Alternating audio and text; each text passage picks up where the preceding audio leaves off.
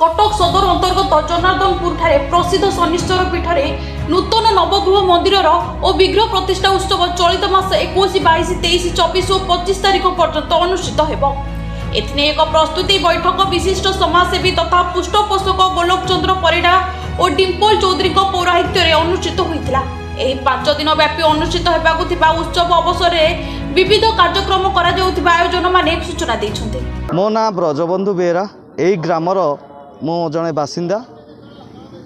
कौन कहे आमर एठार आमर जो 20 तारीख रु 25 तारीख पर्यंत जो आम नूतन मंदिर एवं पुनः विग्रह प्रतिष्ठा कार्यक्रम करा जाउची। 20 तारीख आम अंकुरारोपण करा जिवो। तापर 21 तारीख रु 25 तारीख पर्यंत ये जो कार्यक्रम रही।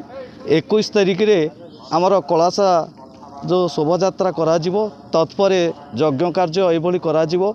ता सहित ये जो मंदिरटी आम करा जायछि आमको संपूर्ण उपरे सहयोगर आमको हाथ बढ़ाई श्रीजुत गोलोक परिडा एवं तांकर जे सहधर्मिणी श्रीमती डिम्पल चौधरी जहाँकि आमको संपूर्ण पूर्ण सहयोग कर आम निकट में कृतज्ञता अर्पण करुचु।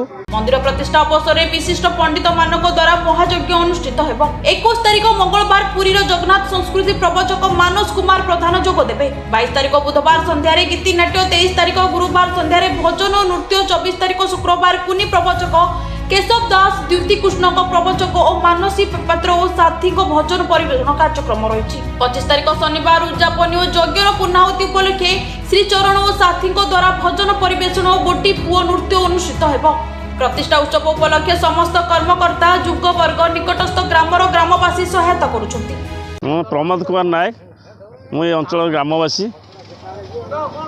कौन कहे प्रस्तुति बैठक जो करिसंती कौन आगामी दिन में कौन करिवे सब प्रस्तुति बैठक ग्रामवासी तरफ एवं किसी बौद्धिन व्यक्ति सहयोग एवं विशेषकर जड़े समाजसेवी गोलोक परिडा तत्वावधान मंदिर कार्यटी संपादन हो सारी एवं मंदिर कार्य संपादन पर आमर ग्रामवासी एवं गोलोक परिडा परिचालन वर्तमान मंदिरटी किभरी प्रतिष्ठा करा जिवो सेही पई प्रस्तुति बैठक करा जाई। आमर प्रस्तुति बैठक रे निष्पत्ति निया जाइछि किभली भाबरे ए कार्य प्रभु शनिकर सुंदर और सुचारू रूप से कार्यक्रम संपादन करा जिवो। सेथि पई आमर अनेक कार्यक्रम ग्रामवासी माने हाथ को नहीं। मो ना देवेंद्रनाथ सेठी मु ठाकुरंकर जड़े भक्त।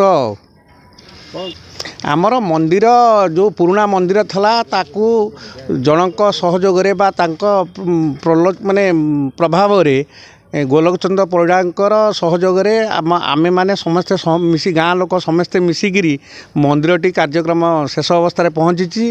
ये जो शेष अवस्था पहुँची ता 20 तारीख रु आरंभ हो 25 तारीख रे शेष होब।